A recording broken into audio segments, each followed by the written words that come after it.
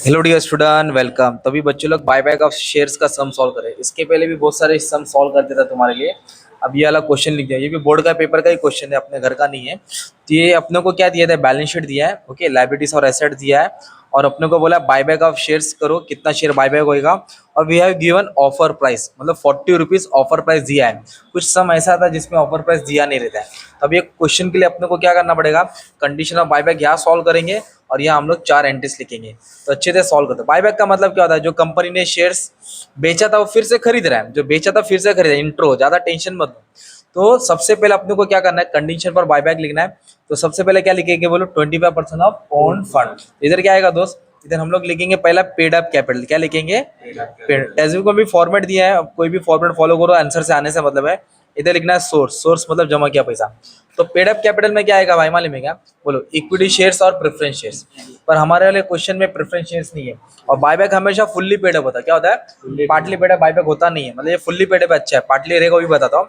इधर लिखेंगे equity shares. क्या लिखेंगे इधर, इक्विटी शेयर। तो आप लोग अपनी अच्छी राइटिंग में लिख देने का, ओके।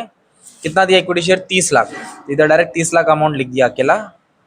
अगर प्रेफरेंस शेयर रहता तो दोनों अमाउंट को अंदर लिखता, दोनों का टोटल बाहर डालता। नेक्स्ट बोला है सोर्स। सोर्स में जमा किया पैसा आ जाएगा। सोर्स में जमा किया पैसा आएगा ना, मतलब सबसे पहले जनरल रिजर्व लिखने का, फिर प्रॉफिट एंड लॉस लिखने का, फिर सिक्योरिटी प्रीमियम। कंडीशन के आपको फुल फॉर्म लिखने का है, अपने का पेपर चेक नहीं वाला, तुम्हारा होने वाला, ओके। तो जनरल रिजर्व तो है नहीं, तो इधर डैश मार दिया।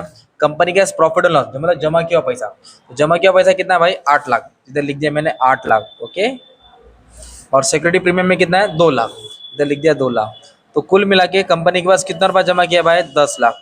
अब इसको क्या कर देंगे अपन, टोटल ले लेंगे। तो 30 और 10 को अगर जोड़ता हूँ, इधर कितना आएगा भाई, 40 लाख। ये 40 लाख को नाम देने का, क्या देने का, टोटल ओन फंड। पर बायबैक का पहला कंडीशन क्या बोलता है, अपने को 25% लेना है। क्या लेना है, 25% ऑफ ओन फंड। तो किसका, ये जो आया ना टोटल 40 लाख, उसका 25% भाड़ा डालेंगे। 40 का आधा 20 होता है, 20 का आधा 10, तो ये आ गया 10 लाख। कितना आ गया भाई, इसको दुल्हन की जैसे सजा दो, इधर लिख दो ए। अभी अपने को ए मिला है। अभी अपन बी ढूंढेंगे। क्या ढूंढेंगे, बी। बी के लिए क्या है, मिनिमम ओन फंड। तो इसका क्या रूल है, पहले लिखेंगे टोटल ओन फंड। क्या लिखेंगे भाई, टोटल ओन फंड माइनस 50% डालना है, मल्टीप्लाई लॉन्ग टर्म बोरोइंग, मतलब जो कर्जा होता है बड़ा, उसका आधा करना है। पहला माइनस डालता हूँ और 50% लिख देता हूँ। लॉन्ग टर्म बोरिंग मतलब कर्जा, कर्जा में क्या आएगा, डिबेंचर्स आएगा और बैंक लोन आएगा। तो हमारे क्वेश्चन में देखो लॉन्ग टर्म बोरिंग में डिबेंचर्स दिया 14 लाख, और बैंक लोन रहता तो उसको भी ऐड करते। इधर लिख दिया डिबेंचर्स, कितना दिया भाई डिबेंचर्स, 14 लाख, ओके। 14 का क्या करना है, आधा। 14 का आधा कितना आएगा, 7 लाख। इसलिए पहले ये सॉल्व किया। अब इसको किससे माइनस करेंगे, total loan fund. Total loan fund बोले तो ये है ना 40 लाख, इधर लिख देंगे 40 लाख। क्या लिख देंगे इधर, 40 लाख। तो 40 में से कितना माइनस करना है दोस्त, 7 लाख।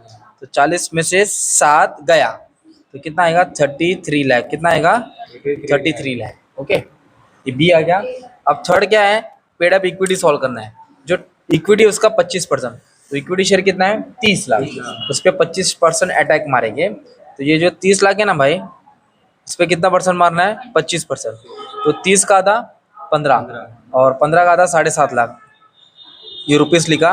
अभी जो 7.5 लाख है ना, वो रुपीस है, क्या है, उसको फेस वैल्यू से डिवाइड करना है। किससे डिवाइड करना है, तो आपको नंबर ऑफ शेयर मिलेगा। एक शेयर 10 का है कि 100 का है, 10। तो 10 रुपये से डिवाइड करेंगे।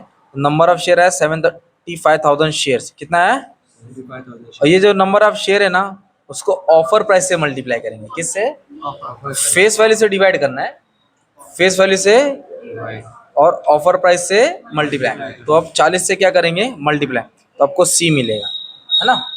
पहले 25% निकाला तो अमाउंट मिला, 10 से डिवाइड करके 75,000 शेयर्स आ गया, ऑफर प्राइस से मल्टीप्लाई कर दिया। तो 75/15 मतलब 30 लाख आ रहा है। कितना आ रहा है, 30 लाख। तो ये अमाउंट यहाँ डाल दिया। तो कंडीशन पर बायबैक में 25% on fund, minimum on fund 25%। अब तीनों में क्या लेना है, छोटा बाबू लेना है, मतलब 30 लाख, 33 लाख, 10 लाख। तो छोटा कौन है भाई, 10 लाख।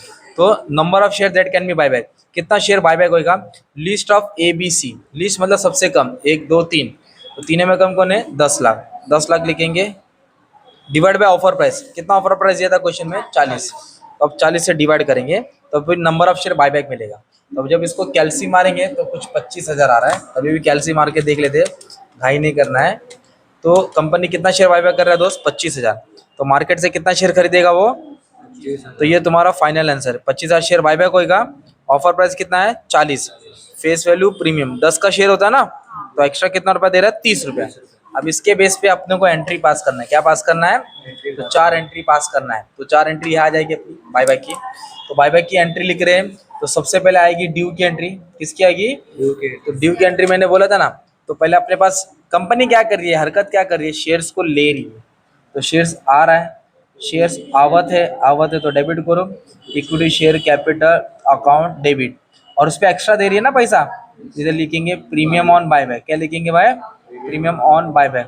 किसको दे रही है पैसा? भूत आत्मा प्रेत इक्विटी शेयरहोल्डर। तो इक्विटी शेयरहोल्डर्स को इक्विटी शेयरहोल्डर दे रहा है share.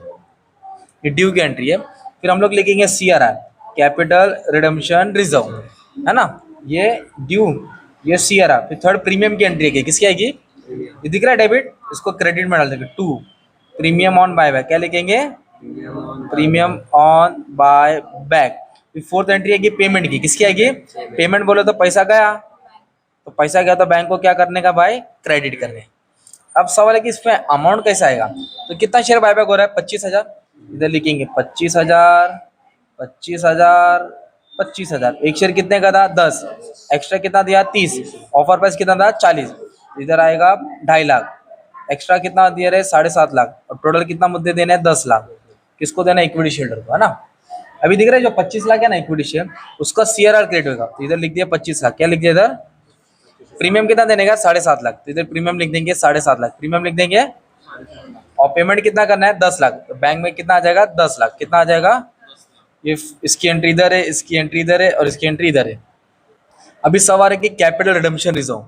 Capital redemption reserve is a reserve created from free reserve that is general reserve profit and loss. अपने को देना है 25 लाख, और अपने पास 2.5 लाख देना है। कितना देना है?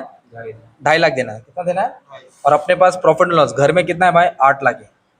देना कितना है? 2.5। और घर पे कितना है? 8 लाख। मतलब बहुत पैसा ना तिजोरी में। तो 8 लाख की तिजोरी में पूरा 8 लाख नहीं निकालेगा, एक 2 गड्डी पूरी, एक गड्डी आधी, मतलब 2.5 लाख निकालेंगे।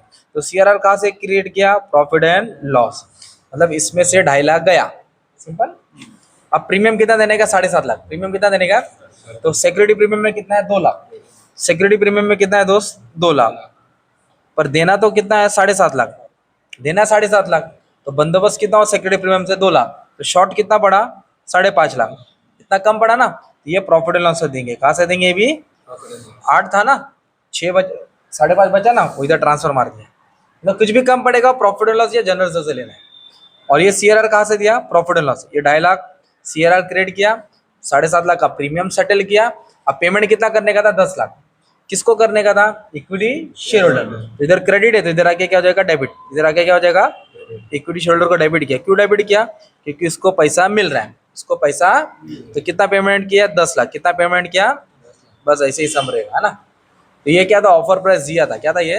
तो इस तरह तुम्हारे को सम आता है, तो आपको रेडी रहना चाहिए सॉल्व करने के लिए। तो ये क्या था? तुम्हारा क्वेश्चन था, कंडीशन सॉल्व करके नंबर ऑफ बायबैक मिला, क्या ऑफर प्राइस था उसके हिसाब से सॉल्व किया, और ये 4 एंट्री आप लोग ने क्या किया? सॉल्व किया। पहली एंट्री याद करेगा, हो जाएगा ड्यू, CRR, प्रीमियम, पेमेंट। ठीक है, बाकी सब अपलोड कर दिया, आप देख लेना। Thank you very much and all the best for exam.